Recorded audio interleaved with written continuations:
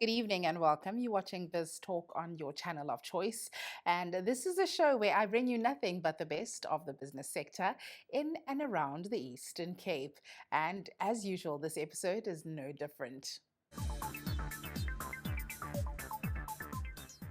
Now, on tonight's episode, we bring to you a Leadership with a Soul mastermind event that was hosted by Mr. Andile Lunga Stofile. It's a conversation where they talk about leadership within Africa. So let's go and have a look. So lona ke ngumntana wasesithathwini nguchisana ngusithathu ngundebe ukhopho inkomo zibomvu zinganyama zaxhelwa. So I usually, because the question which, and I'm going to reflect on the questions that were asked earlier on. Part of the questions was, what has been, so what was your inspiration to want to galvanize people such as yourself or leaders such as yourself around leadership with a soul? And I said to them, is the unfortunate part for me, and those that know me, I've been on this journey for the longest time without financial compensation because it's something that is within me. And I say to them that, some people, what is breastfed? That's the one. So some people are breastfed with milk. Unfortunately, I was breastfed with leadership. Let me help you understand that. So for me, if I look at my bloodline on paternal and maternal side, so on the paternal side, when I take my great-grandfather, and Namane, you must go and verify this if it's a lie in our pramongs. So my great-grandfather was one of the people that designed the flag, the ANC flag, right? And I think I told you this. And one of the people that, even before it became the ANC, were part of the deliberations. I'll call it the deliberations. I'm not going to say there was a founding, what, none of that, but, part of that movement. And so for me, it starts there. Now, let me go on to my maternal side. So I then have my great-grandfather, who back in the days, being a teacher was something that was held in high regard. If you remember, well, if you can't remember, but senior citizens, I'm sure they are reincarnated. I'm sure they were there. I'm sure it's reincarnation. But being a teacher during those days was something that was almost the equivalent of an oncologist, one of those specialists. And so, from his side, was able to convince the missionaries that were there to start a school in Ngambele, which is where we come from, our bloodline comes from. And so school principal starts a school over there, which is great. Now, my grandfather then was the first black magistrate for the Transkei region. Now, I say these things not to boast, but just to help you to understand that for me, this is something that is not a lucky bucket project. It's not something, Michael, that I woke up and I decided that, oh, shucks, you know what, I want to come and BS people. For me, it's something that is deep and core and it's within. Just to maybe give you an example, I remember my grandmother. So at my grandfather's house where, we grew up, where's my sister, Con? Oh, she's outside, yeah, in case so that she holds my facts correct. So what she did was she actually kicked out my grandfather's car to be outside such that the garage is used for a preschool. Now, a preschool then was for the entire community because we live in a place where we live there's abject poverty around. Sis Jebs, uyayaz when I get ingambedlana, Sis Jebs is my older sister, and and so so I went to school at garage. For me, it was literally okay, 2 steps, and then I'm in the living room. Yeah, one. So others, unfortunately, had to travel for a kilometer or 2 kilometers.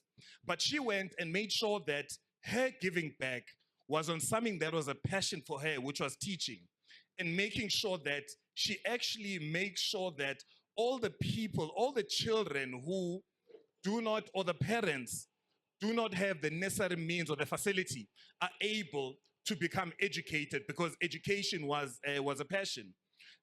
Now let's take another example, and it's just me, introducing myself to you, because I think about Casey, they know me at Microsoft, but they haven't met the other side where, I gather with crowds like this. I call them leaders with a soul, so that you understand the core, because a number of you guys have heard me saying that when I'm in, and Upra Mutibi will attest to this. When I speak to him, I tell him that I am a I am a public servant. I am a citizen before I am a corporate professional. What does that mean? So I work at Microsoft. Our offices are here in Bryanston. As soon as, those are ivory towers. Let's be very clear. Those are very nice offices, all ivory towers. As soon as I get out of the comfort of that gate, the citizenry is enacted, because what happens is that if there's crime at the robots, if there's ESCOM, if there's all of those things, where there's no generators, this is where I then get affected. And this is what keeps me up at night, is how do I make sure that we're able to solve those issues? When we speak about leadership with a soul, and we'll get into the leadership with a soul concept, something that's very passionate to me, because when I speak about leadership with a soul is how do you make sure that in fact, they call it active citizenry. There's big words that they use. But how do you make sure that you are able to use whatever resource that you have for the betterment of the country? So when I sell technology, in my in my career, I'd like to hope so, or think, is my soul is vested in Ngambele.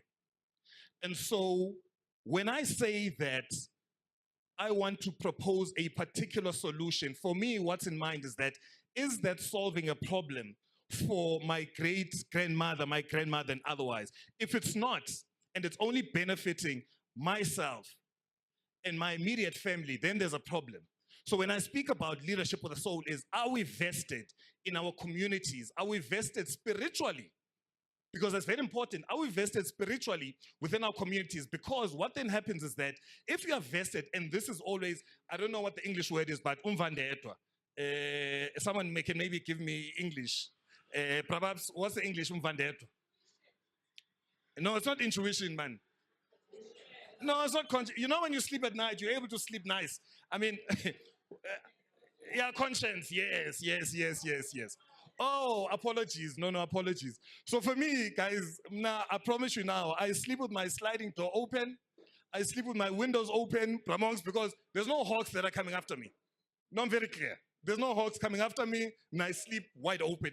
Well, of course, there's mosquitoes. Damn it, those things. Hey, it's a problem. Hey, these days, I don't know what's going on, but yeah, it is yet too. And so for me, when we speak about, and this is what we are going to get into, so when we speak about leadership with a soul, how are we as a collective, because unfortunately, there's no one or two or three people, but as a collective, everyone that is here, how are we then able to contribute positively towards our society in South Africa? How are we, from an African point of view, right? Let me rephrase that. Continentally, because sometimes we make the mistake and say we've got South Africa and the rest of Africa, or whatever we call it. That is the biggest BS I've ever had, right? There's only one continent. I don't know. Some people can go and live in the rest of Africa, but for me, I live in Africa. So we must be very clear about that. So how do we make sure that we're able to do the right things for the continent to progress and upgrade themselves from what we call the dark continent? And right now, it's time to take a quick ad break, but we still have more for you right after this.